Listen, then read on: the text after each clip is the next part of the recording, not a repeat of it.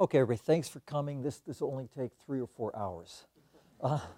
So anyway, when Robert Wagner called me and said, I've got a title for your talk, what do you think? And it was something like engaging students in the classroom, how to keep students on the edge of their seats throughout class. And I said, Robert, unless they're falling asleep and about to fall off that edge of the chair, that's not me. So the title became How to Try to Keep Students Engaged Throughout Class. And that's what this talk is about. And what it's really about is sharing my experiences in a number of large classes and just tossing out a few ideas that you might be able to use in some of your classes. But I think even more important than that is the idea of what data shows. So rather than an idea that this seems to work, it's kind of nice, the students like it, it's fun, I want to show you some data for why engaging students makes a difference. And in this whole business, it's really hard for me to say, well, where does active learning and engagement become two separate things? So what I'm going to look at here is the idea that when I look at engagement in the class, engagement doesn't equal entertainment. Entertainment's good, it helps, but the show shouldn't be you, it should be the students. And so people like this get paid to entertain. I don't get that kind of money. I don't have those talents. I don't get paid to entertain. I get paid to educate, all right? So it's about education. When I see engagement over here as not being entertainment, but what it is, it's involving students in the material. It's some aspect of active learning. And active learning can take place outside the classroom. I'm looking at engagement that takes place within. And this talk was really about large classrooms. And I'm going to tell you about 3 classes here at Utah State that I teach, 2 of which are large, 1 of which is modest in size, and then some classes that I've observed at the University of Washington campus where I spent spring semester on a sabbatical as part of the biology education research group there, which is a really good group at the University of Washington. So the first bit of thing is show me the data. And this was a paper that came out a few years ago. It was a meta-analysis, and I'll help you read this and I'll show you some graphical data. It was a meta-analysis of active learning and the effects of active learning on increases in student exam performance, controlled for exams, increases in scores on concept inventories, and decreases in failure rates in large gateway classes. And the meta-analysis results were interesting because some of the components of active learning were not really that large. Some use of clickers, for example, in a classroom would qualify as active learning. Other studies that were reported had flipped classrooms, so it was all active learning in class, but all the stuff was aggregated together. And essentially what it shows is that the average examination scores improved by about 6% in active learning sections, and that students in classes with traditional lecturing were 1.5 times more likely to fail than were students in classes with active learning. My point on this is that it's not a question of, does it work? Could it work? It works. And I think it's really important to get students engaged in the classroom. So here's the graphical data from that meta-analysis looking at failure rates across a number of different classes. And these numbers are still depressing with active learning. Again, this is across 160 some odd studies. We're still looking at with active learning failure rates in the 20% range, but we're bumping up to 35% in many classes. And I know in speaking to colleagues at a number of universities who do courses like mine, which are large enrollment, general biology classes, both for majors and non-majors, at some institutions the failure rate is like 40%, completely unacceptable. Active learning helps. What we're looking at here is, again, the aggregated data from these meta-analyses looking at performance on concept inventories. So not exams, but validated inventories to see do students get key concepts in particular disciplines. And once again, the curve is shifting in the right direction. So my point is, okay, it's not that, this is something you might want to try and it works. The data clearly show it's a really good thing to do to help student understanding and reduce failure rates. So what we're going to be covering over here is some of the activities that I use, some of the activities my colleagues use, and some that you may find useful, some not. And this is not an all-inclusive list. So I'm not coming here and saying that I know everything there is about engagement in the classroom. I'm going to list every single activity that's out there, and I'm the expert in all of them, because I don't know them all, and I'm not the expert in all of them. And as I'll present in a little while, I'm learning as I go. And I'll tell you about that path. So lessons from the School of Hard Knocks, and there have been many hard knocks. And then some advice for implementation, some things you might want to think about if you decide to go along any of these routes. I'm going to start with a class that I'm currently teaching, and in fact, I just got out of that class a few hours before coming here. This is a class that you say is 95 students large, maybe not, but you know, it's not the small, intimate class. We'll scale up to a much larger class in just a moment. The activities I'll talk about in this class are daily paired clicker questions where students answer individually first, and then I pose the same question and have them discuss those questions with peers. So peer discussion followed then by discussion of the question and how to tackle it. Daily group work with instructor guidance on problem sets in the class, and then group work to win back points on exams for tough questions. So we'll get a look at those things in genetics. We'll take a little detour along the way to go to a larger class on the clicker questions and then circle back to some of these activities.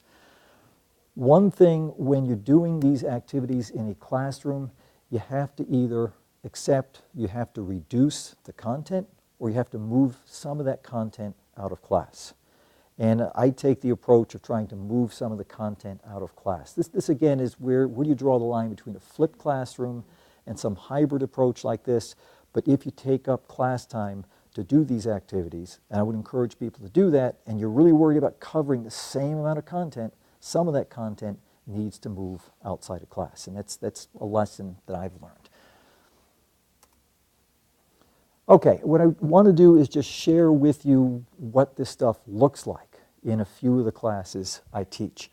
And the this in this case is going to be the idea of using peer discussion of tougher questions. And so I say clicker questions, but the vehicle of polling doesn't really matter. The real thing is, what are the questions? So what I like to do, in fact, what I do in these classes, I try to write the best questions I can, and good means that the questions are challenging enough that you're not going to see a high correct response rate on the first posing of the question. I let students work individually, and then after they've answered on their own, I repose the question and have students work in groups.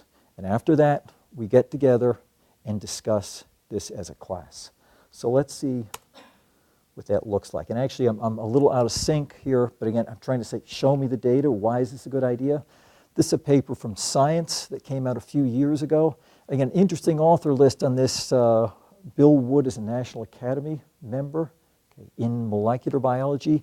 Carl Wyman was a Nobel Prize-winning physicist who can't keep a job because he turns out to have started science education centers, first at University of Colorado Boulder, then he moved to University of British Columbia, now he's at Stanford doing the same thing, so he just can't hold down a job, right? But I mean, these are bright people doing, I think, some good work, and what we're looking at here is a study that looked at the correct response rates of posing clicker questions individually, clicker questions after peer discussion, and what this is an isomorphic question to the question asked here. And isomorphic means you're asking the same concept, it's about the same level of difficulty, but students have to do is transfer knowledge that they've gained in that first question to a new situation.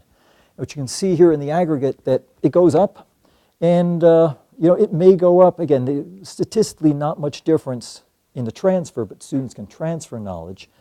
And interestingly here, these questions are ranked according to difficulty, so low difficulty, medium, high difficulty. You can see in the high difficulty questions, things really go up with peer discussion, and that knowledge that's gained from that challenging exercise, challenging in the sense of answering a tough question, transfers really well to a new situation. So my point is, it works. It's worth doing. Okay, so here is a genetics question, and I'm not going to bore you with the details of the answer because I'm not speaking to a room of geneticists here. But it's a question that asks the students to piece together a number of different ideas in order to get the answer. And let's see how that drill works in real life. And what I'm going to do here is show you two separate questions just to see how that works. So here's individual work.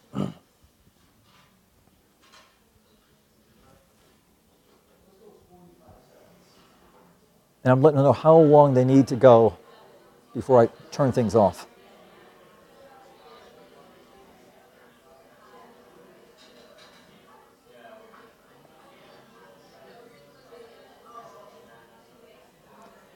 My point here in a class of 95 students, this is pretty good engagement, right? You see people really working with the problem. Okay, this looks like Halloween over here. I'm standing in the blue light of projector, doing the other part of the drill, going over the explanation for how the students come to the answer and helping them out. One more time, individual work.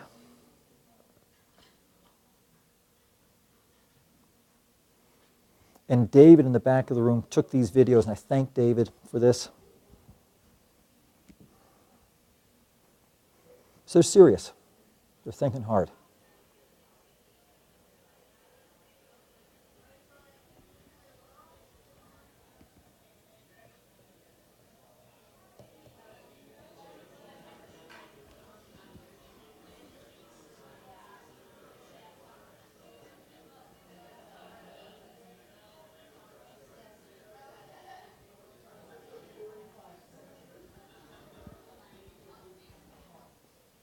And me coming in again on this. So here are the results.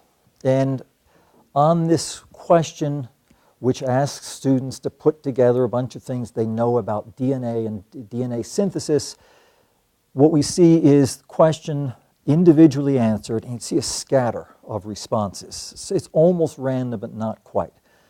C is the correct answer. Okay.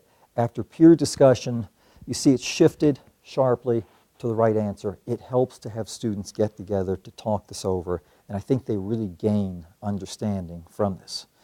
One of the things I'll do with these questions too is to make sure that some of these questions at least appear directly or in modified form on the exams to get the alignment between assessments and what we're doing in class to make sure students really see the value in what they're doing here.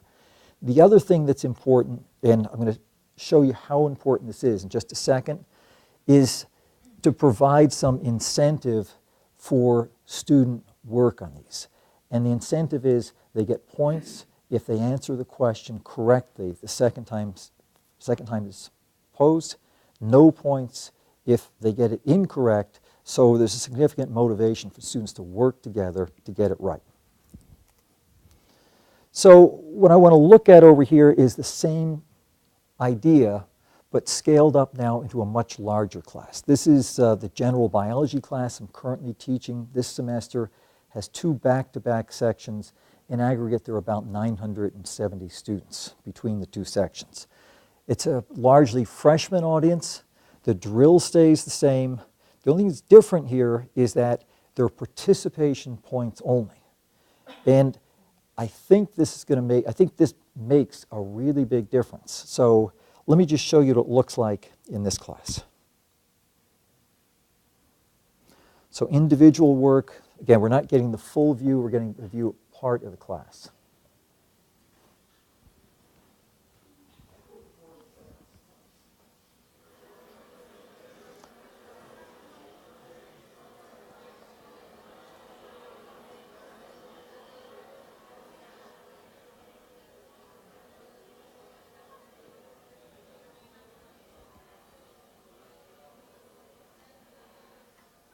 Okay, that's the good stuff. And ask David when he was filming this, get students who are engaged. And David, I think, did a pretty good job getting some students that are engaged.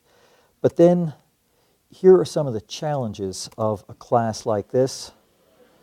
So, not with a plan. This is the group work part, all right? You can kind of see, and I really, my neighbor's obnoxious. I don't want to talk to my neighbor, all right? Okay, so what's the lesson from this? I think here's the lesson. And I would take this lesson to heart, but I work with this class with another colleague who really doesn't like this stuff at all. Said he would never do group work on this. And clicker points should only be for participation. I want to run the experiment next year, but my hypothesis is that if I do the same thing in this large enrollment freshman class that I do in my genetics class, that the questions count for points that go to their overall course score, and the points only come from correctly answering the question, I'll see a lot more engagement. And I think the students will benefit a lot more from that. So what's my lesson?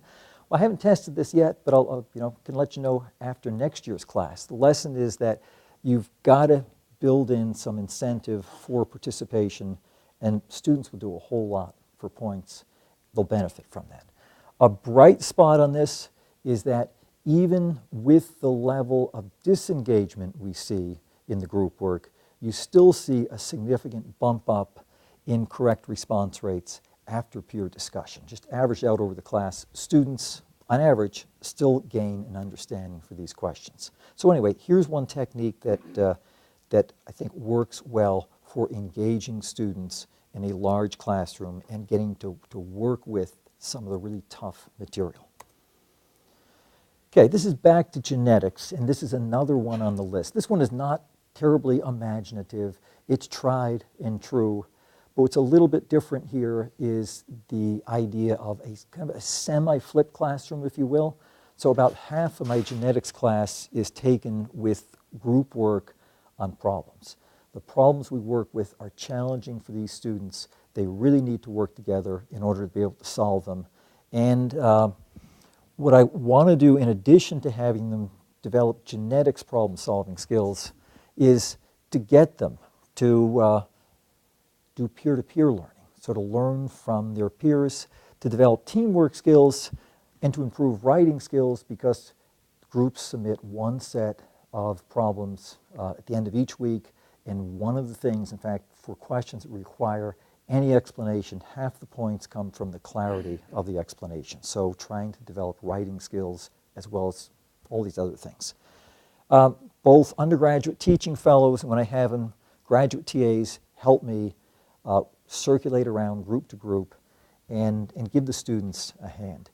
Interestingly with this is that I seldom have to keep the students on task. Most of my work is involved in helping them come to a solution for a problem, but it's not say, hey guys, why aren't you working? Right? I really don't do that in this audience.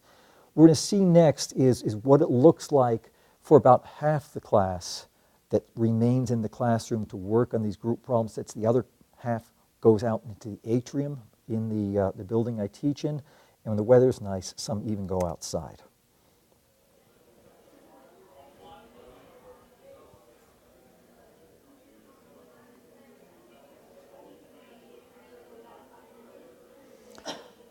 But I want you to notice here, students are talking, they're on task, they're engaged, and I think they're learning some genetics.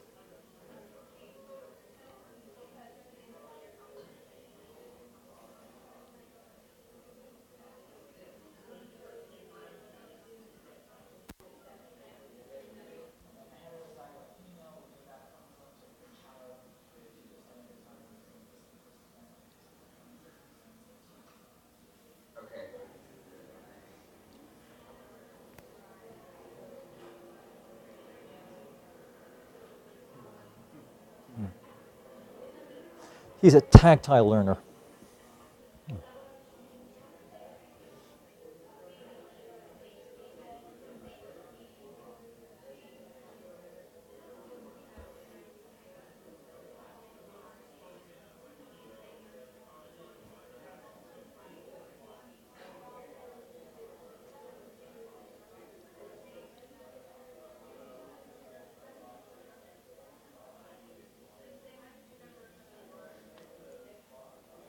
I think we're just about done on this one. If we're not, I'm going to pause it.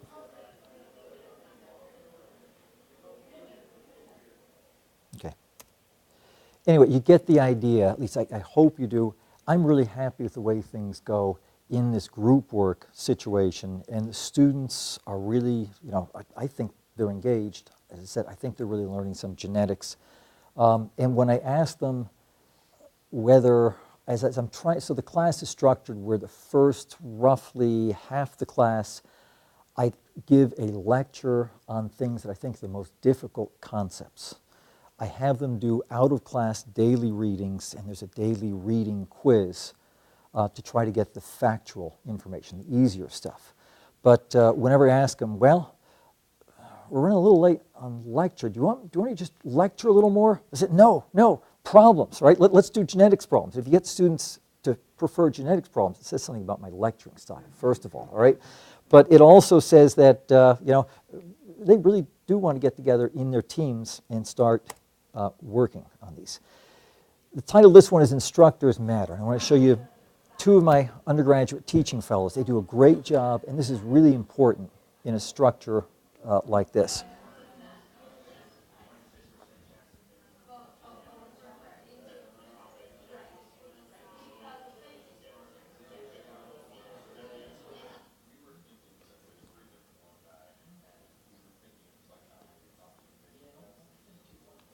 Yeah, what I was saying there is don't think too hard, all right? So,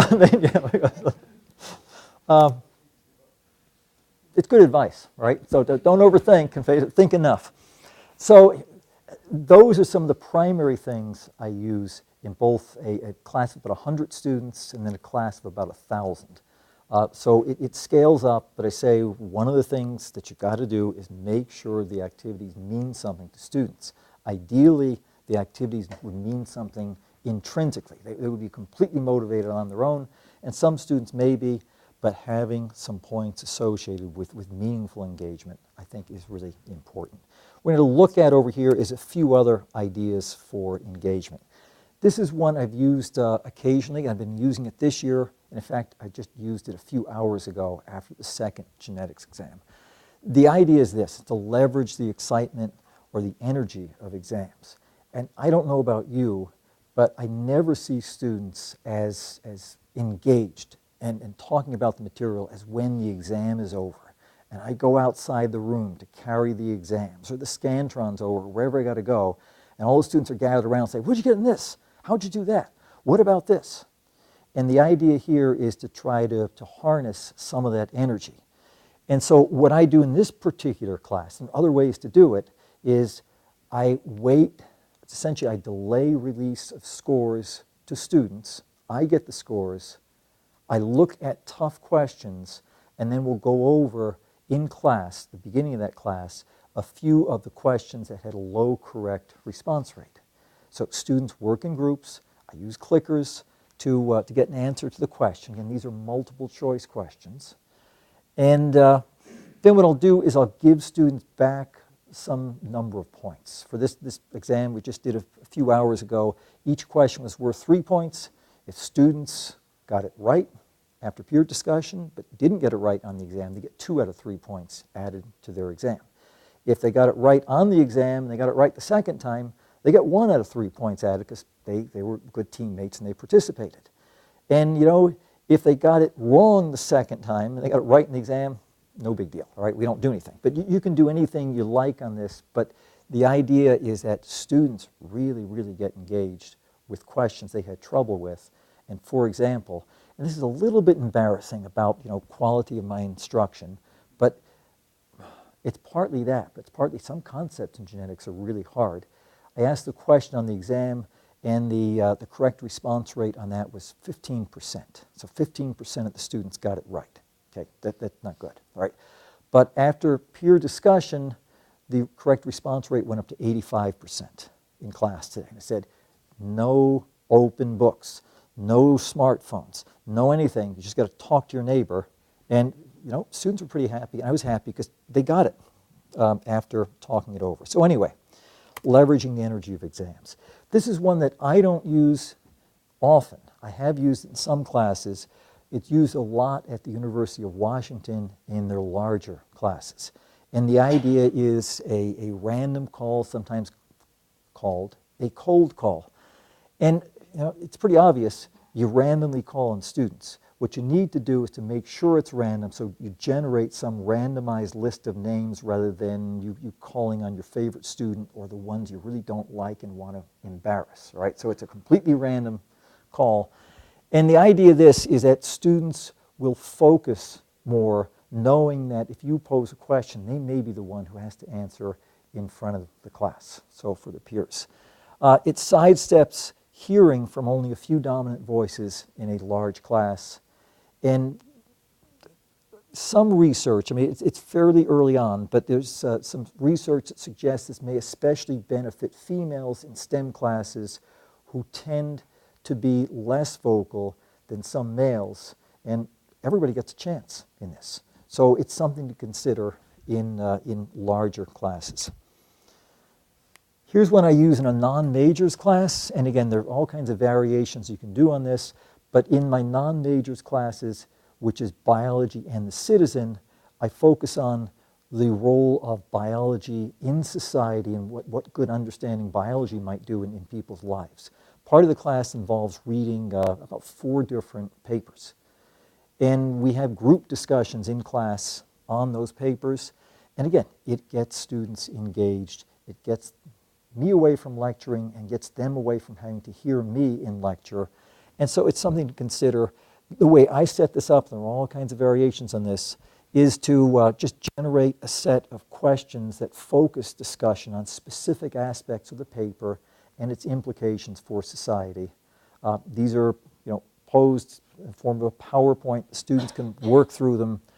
I use a random call to ask groups to share their thoughts on these questions and then get the class to get their input. And then I'll typically use a different set of questions that then have students answer via clickers just to make sure I got individual responses.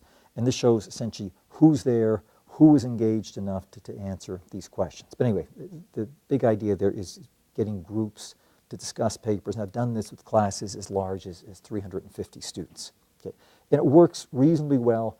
The major challenge there is getting the students that really don't want to discuss the paper motivated, and it helps to circulate around and just ask them their ideas and try to provide some encouragement.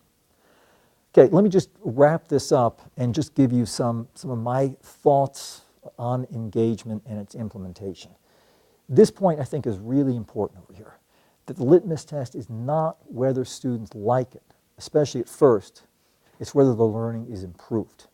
And I've had a number of colleagues that say, oh, I tried that, but the students didn't like it.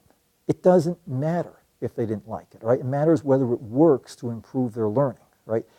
I have the luxury of being tenured. And so for faculty that are not tenured, you may want to say, well, it does matter if they like it or not, because if they really don't like it, the evaluation numbers will go down. I'm going to be in real trouble over here.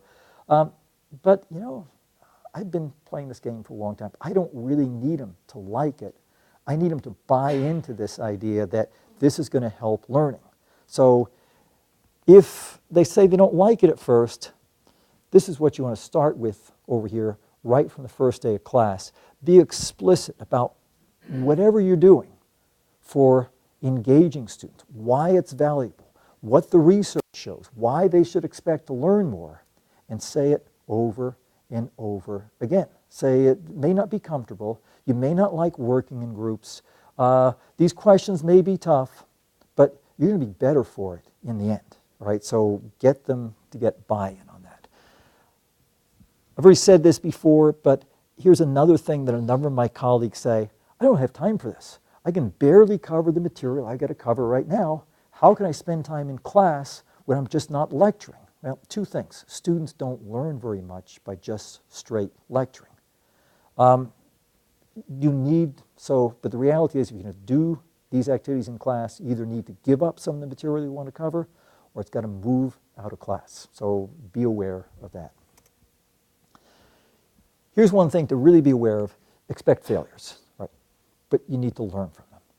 For example, in the general biology class I'm teaching now, it really drives me nuts, right, to have what I think are these really good questions. And I tell the students, guys, this is a really good question.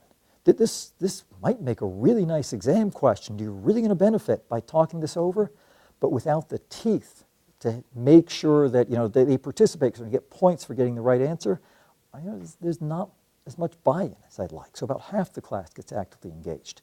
I consider that a failure with only half the class, getting engaged in this. But what I learned from that is that I got to change the structure next year. So expect to fail, make adjustments. And this is really important too, have fun along the way.